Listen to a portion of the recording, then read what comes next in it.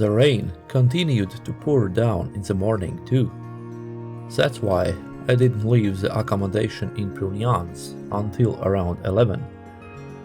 This god-forsaken village was quite miserable and run down. What can you expect from a place where you can't even get clean drinking water? The locals suggested looking for water in the toilet, but even there the water supply wasn't working. Seeing the locals getting into their cars and leaving, I didn't want to stay in this place any longer either, and decided to get water from a spring further up the trail. I slept well. It was a bit chilly, but still pleasant. Today was a planned rest day, and I finally could afford not to rush. It would have been harsh in the tent, because the temperature dropped to 2 degrees Celsius at night. But right now, I had a little warm-up ahead of me, about 600 meters of climbing, which should take about 2 hours. I soon reached the sign to the trail towards Roc de Paradis. Considering yesterday's harsh lesson, I already had put on my rain jacket, pants and boots.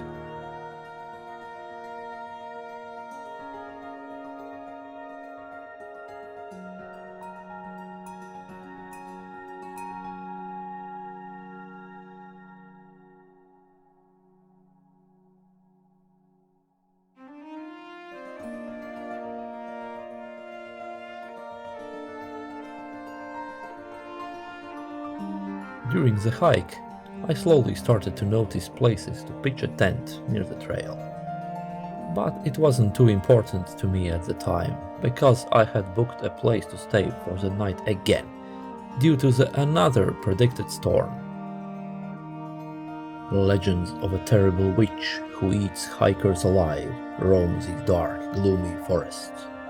And look who is there.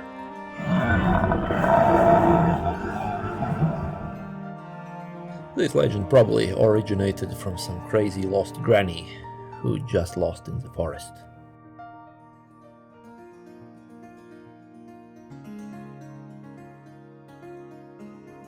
Wind 39 meters per second. In open areas the wind was terrible and it was hard to stay on feet. This cold wind was blowing from the icy peaks of the Pyrenees in the distance. The temperature was not higher than 2 degrees Celsius. There was even snow at an altitude of 875 meters.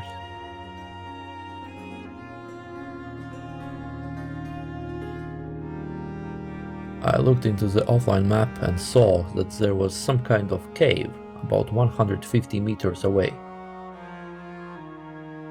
Unfortunately, the trail to it quickly ended and I was forced to turn back.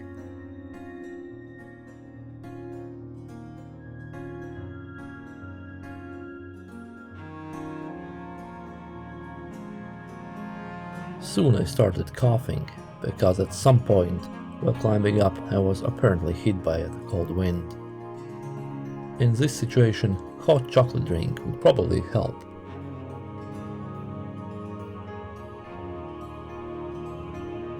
Judging by the amount of large feces, there is some kind of horse walking trail here.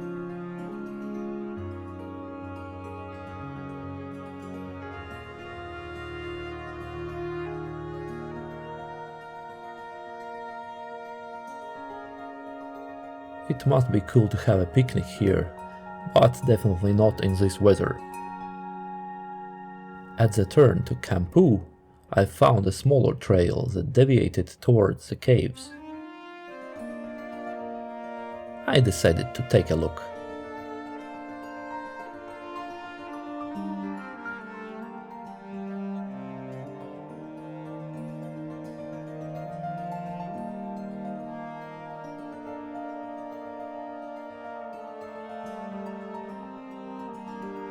If you are not terribly afraid of spiders and snakes, then you can spend the night in this cave.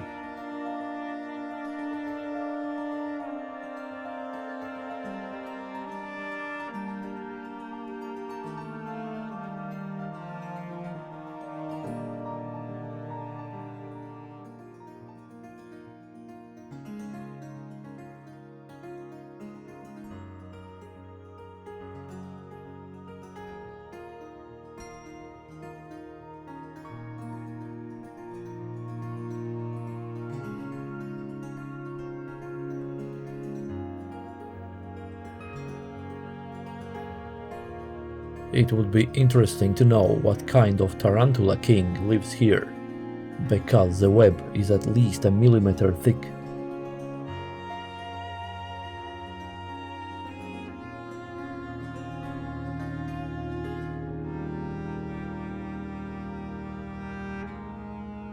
"200 meters further should have been another cave.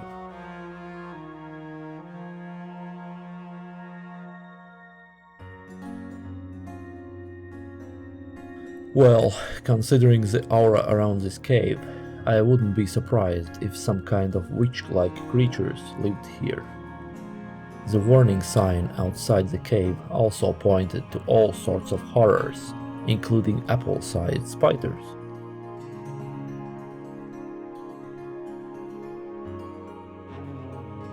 So, I took off my bag and, armed with a flashlight, went inside.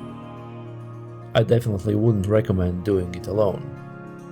But by then I had apparently been taken over by some kind of witch spell, and my fear had disappeared for a moment.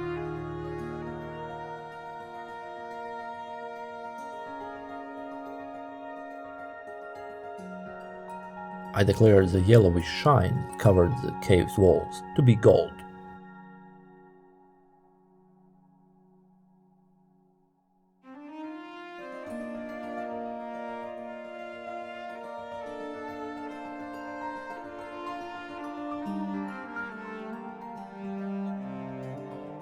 Water poured from the cave's ceiling into buckets positioned in the center of the cave. Despite the fact that my water reserves were low, I didn't want to risk and didn't fill my water bottles. After all, there was no way to know what kinds of minerals and metals this water could hold, and the thought of starting to shine like a glowworm after drinking it did not appeal to me at all.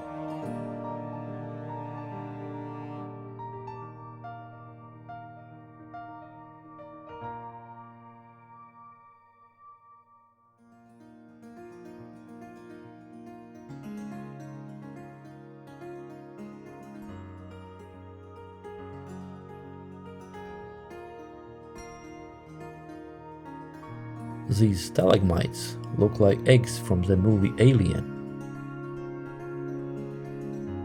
And I would not be surprised if at that moment an alien with one of his 12 eyes was looking at me from the distant corner of this cave.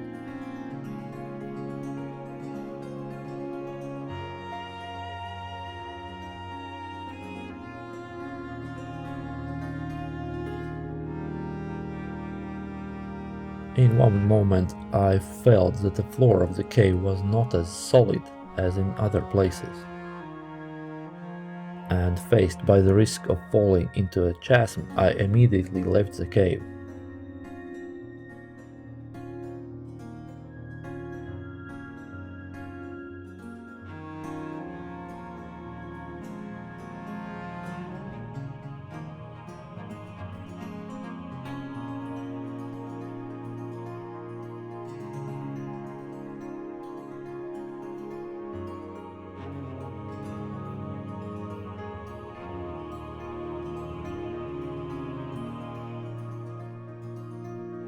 Pech de Bugarach. The mountain is known for numerous UFO sightings. Some people claim that electronic devices are malfunctioning here. Legends have been told about networks of underground secret alien base inside the mountain. Some time ago, the news spread in the press that on December 21, year 2012, according to the Mayan prophecies, another end of the world is expected, and only those near Bugarach mountain will be saved, probably by alien rescue vessels. A large number of doomsday enthusiasts and journalists gathered at the mountain. Even larger police and army forces were mobilized to isolate this place from mass hysteria. But as always, nothing unusual happened.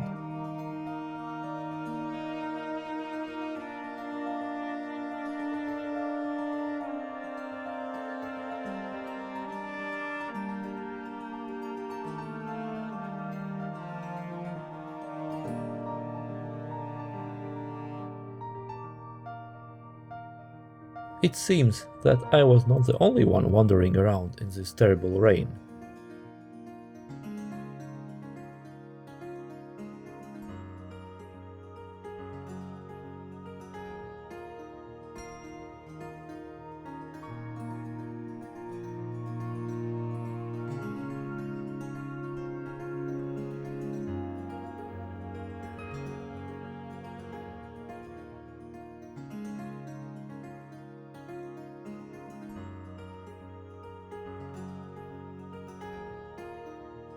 The rain had made the path very muddy.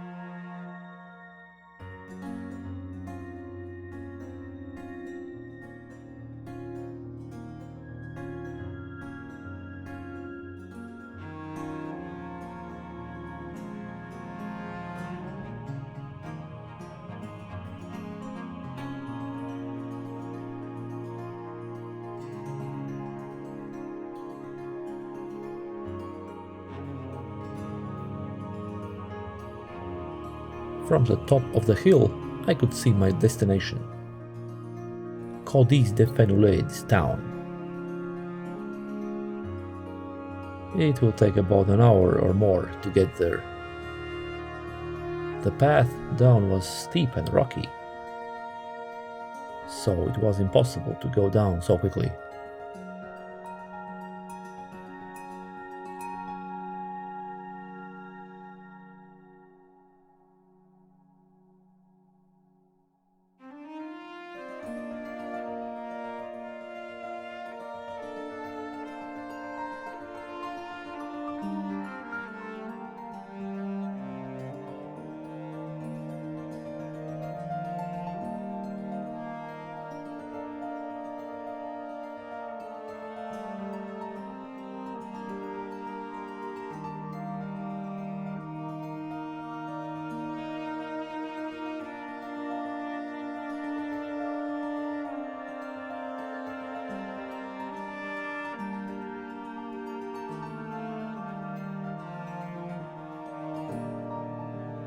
Despite the large size of the town, there were hardly any people in it, and there was only one shop open. When I asked where all the people were, the sad, probably depressed salesman whispered, "They all are dead." And so, thinking about Martians, the Black Plague, and other reasons why this region has become so desolate, I went to the cozy accommodation. Or, as my grandmother said, a new morning is always wiser than the evening.